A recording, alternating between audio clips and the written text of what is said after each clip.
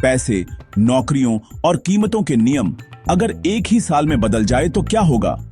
1990 में पूर्वी यूरोप के देशों ने अपनी इकोनॉमी को रीसेट कर दिया और दशकों की सेंट्रल प्लानिंग को पीछे छोड़ दिया।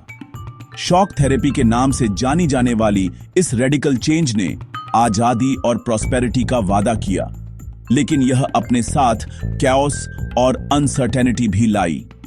हमारे साथ जुड़े, क्योंकि हम एक नए एरा की ड्रामेटिक शुरुआत को एक्सप्लोर कर रहे हैं, जिसने लाखों लोगों की जिंदगी बदल दी और हिस्ट्री को हमेशा के लिए रीशेप कर दिया। शॉक थेरेपी 1990 एक नए दौर की शुरुआत। वादा था तेज सुधार और समृद्धि का, पर हकीकत अक्सर वादों से अलग निकली। 1990 की शॉक थेरेपी जनता को वह आनंद लोक नहीं दे पाई जैसा कहा गया था। कई क्षेत्र आर्थिक रूप से तहस नहस हो गए। लोगों को बर्बादी और अस्थिरता का सामना करना पड़ा। रूस में पूरा राज्य नियंत्रित औद्योगिक ढांचा चरमरा गया। करीब 90% उद्योग निजी हाथों या कंपनियों को बेचे गए। इसे इतिहास की सबसे बड़ी ग्राज सेल कहा गया। महत्वपूर्ण संसाधन सस्ते दामों पर बिके। नागरिकों को शेयर दिए गए, पर वे अक्सर बेच दिए गए।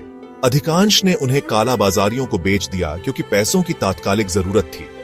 तुरंत नकदी के लिए शेयरों की बड़ी कटौती हुई। रूसी मुद्रा रूबल के मूल्य में नाटकीय गिरावट आई। मुद्रास्फीति इतनी बढ़ी कि लोगों की बचत ध्वस्त हो गई। लोगों की जमा पूंजी लगभग समाप्त हो गई। सामूहिक खेती की प्रणाली समाप्त हुई।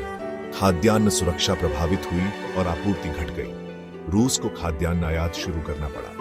1999 में रूस का जीडीपी 1989 से बहुत नीचे था। व्यापारिक ढांचा टूट चुका था। नया विकल्प तैयार नहीं हुआ। समाज कल्याण की पुरानी व्यवस्था धीरे धीरे खत्म हो गई। सरकारी रियायतें हटने से ज्यादातर लोग गरीबी में चले गए। मध्य वर्ग का पतन और बुद्धिजीवी समाज का बिखराव हुआ। निजीकरण से आर्थिक असमानता बहुत बढ़ गई। अमीर और गरीब के बीच खाई गहरी हुई। कई जगह माफिया वर्ग ने आर्थिक गतिविधियों पर नियंत्रण पाया। निजीकरण ने शक्ति और संपत्ति के केंद्रीकरण को बढ़ाया। रिजल्ट, सामाजिक न्याय कमजोर और असमानता बढ़ी। राजनीतिक ढांचा मजबूत नहीं बन पाया। संसद कमजोर रही।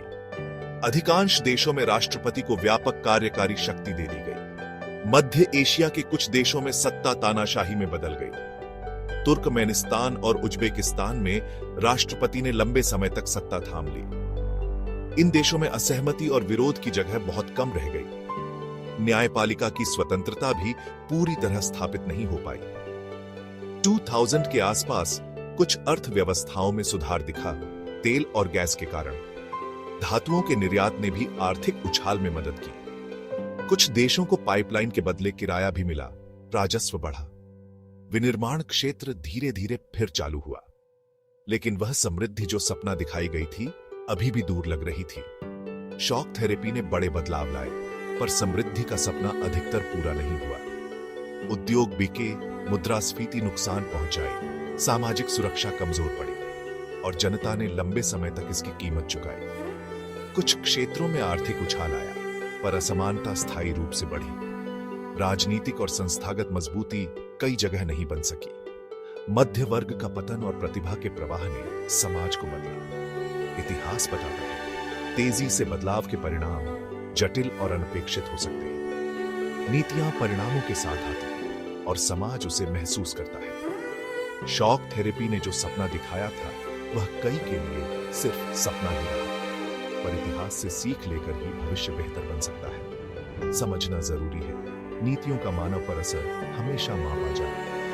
यदि वीडियो पसंद आए हो तो लाइक, शेयर और सब्सक्राइब करें और जानें इतिहास के और पहलू। आभार। आर्काइव फुटेज और सार्वजनिक रिपोर्ट्स। धन्यवाद। अगले वीडियो में मिलते हैं।